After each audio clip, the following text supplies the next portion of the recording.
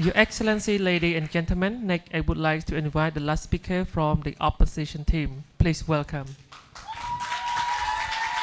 You have 5 minutes to deliver your reply and conclusion.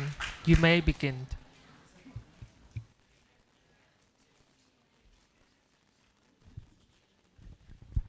Before I start my speech, let me pay my high respect to the Chair Committee, Excellency Inawut, respected adjudicators and beloved audiences. My name is Jivanat, and as the final speaker of the opposition team, it is my role to summarize and also reinforce key arguments that we have made today, demonstrating why digital innovation should not be the priority for Asian economic growth at this stage. While we recognize its potential, we concluded that prioritizing it over a more foundational issue will only deepen existing inequalities, leave key sectors of our economy neglected, and create barriers for many Asian countries. Yes. So without further ado, let's get right into our first point. Firstly, we mentioned about the significant digital divide that exists within and across Asia's nation. Asians is composed of nations with different stages of digital development. Singapore stands out as one of the most digitally advanced countries in the world, with 88% internet penetration and world-class infrastructures. In contrast, countries like Cambodia, Laos, and Myanmar have internet penetration rate just below 30%. According to the World Bank, these countries have not developed the necessary infrastructures to allow digital innovation to thrive. Moreover, the urban and rural divide further highlight the problems. According to the Indonesian Business Council, about 57 million rural Indonesians are still without broadband, comparing to the near universal coverage like Jakarta. Prioritizing digital innovation, we would only neglect these rural populations, further entrenching economic inequality across the regions. Asians need an inclusive economic growth, not growth that only benefits a few countries or a small group of urban elite. Secondly, we focus on the need for economic diversifications. Asian economy cannot be driven solely by digital innovation, especially when traditional sectors remain critical for the livelihoods of millions of people. Agriculture, manufacturing, and tourism are vital sectors for many Asian countries, contributing to GDP and millions of jobs. Prioritizing digital innovations may neglect this sector, which are essential for food securities and the employment of the people. Prioritizing digital innovation, we may risk destabilizing the economic of countries that rely heavily on these traditional sectors. For example, according to the World Economic Forum 2020, tourism accounted for 18% of Thailand GDP and employs 7 million people. While digital innovation can assist the sectors, it cannot replace for the in-person services and infrastructures. What Asia needs, ladies and gentlemen, is a balanced, multi-sectoral approach to economic growth, not an over-reliance on a single strategies. Finally, we must address the infrastructure gaps that currently plague many Asian nations. According to the ITU, Cambodia, Laos, and Myanmar have some of the lowest internet penetration rate in Southeast Asia, with a large portion of the population are still unable to have access to the internet. Moreover, digital innovation require a stable energy infrastructure, which Asians haven't proposed a solution to yet. According to the World Bank, the Philippines face regular power outages, especially in the rural areas, making it difficult to sustain digital infrastructures.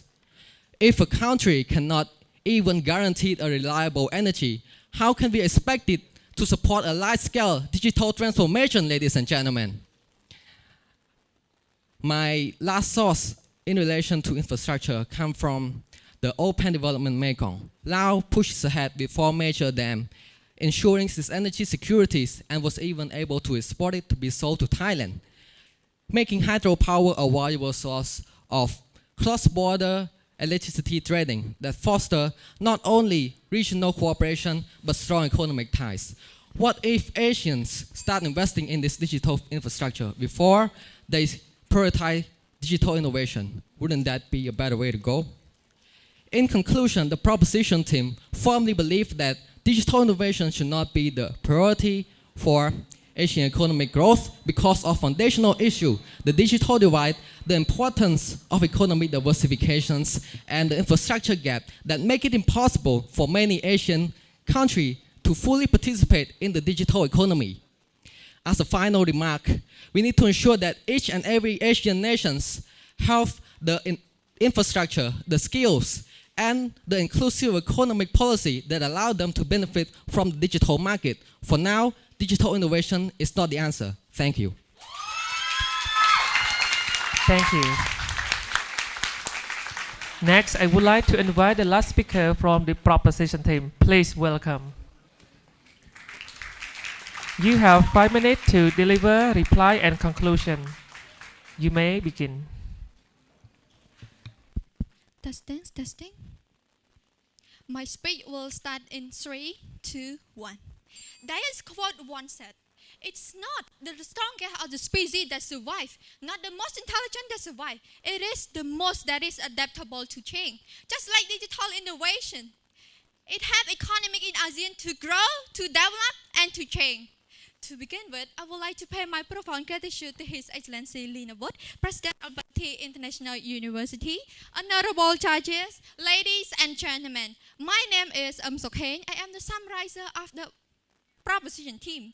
And to support the motion today is the use of digital innovation is a priority for economic growth in the ASEAN community.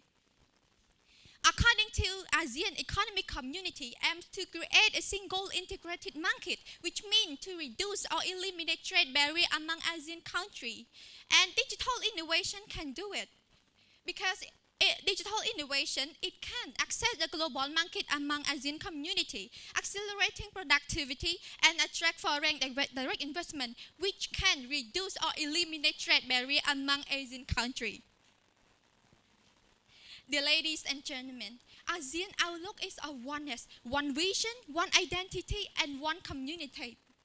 By creating a really strong, integrated digital economy will empower ASEAN to compete more effectively on the global stage. And now, ladies and gentlemen, now let's move to our 3 essential arguments to prove that digital innovation is a priority in order to improve economic in ASEAN community. First, accessing global market among ASEAN community. The ASEAN economic community aims to create single integrated market. And ladies and gentlemen, the question is, how does exactly digital innovation make this possible? Well, by breaking down geographical barriers, digital innovation like e-commerce are projected around $172 billion by 2024. It allows customers to connect around the world. One full-tech solution can streamline international transactions as well as digital communication can foster collaboration among ASEAN countries. Second, accelerating productivity. So, dear ladies and gentlemen, please take some time with us and imagine a world where business operates smoothly, where innovation is powered by data, and where innovation, every citizen can access to the tool of the digital innovation. So, isn't this a future that we should willing to fight to make it a reality? Yes, of course, we must do it.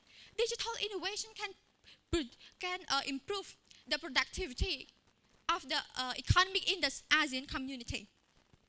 And our last argument is talking about attracting foreign direct investment, FDI. By creating a favorable environment, digital innovation, it can attract a lot of foreign investors to invest in our country, which is mean for the economic growth. And according to Bangkok Post,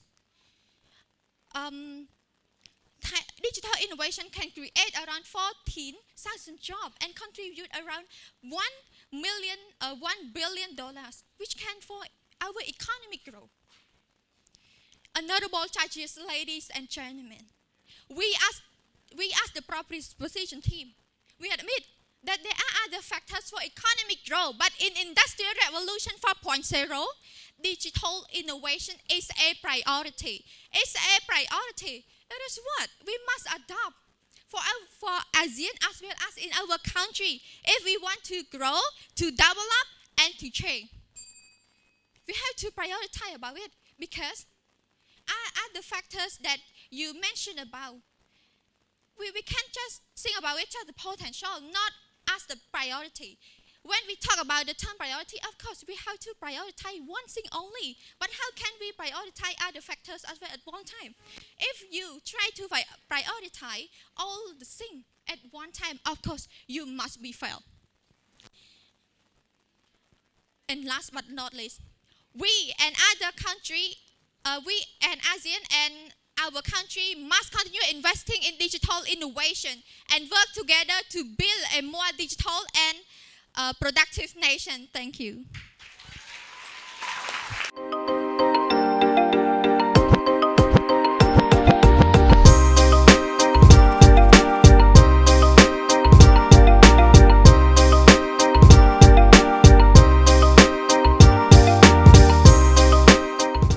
BELTEI International University, the future of global leaders.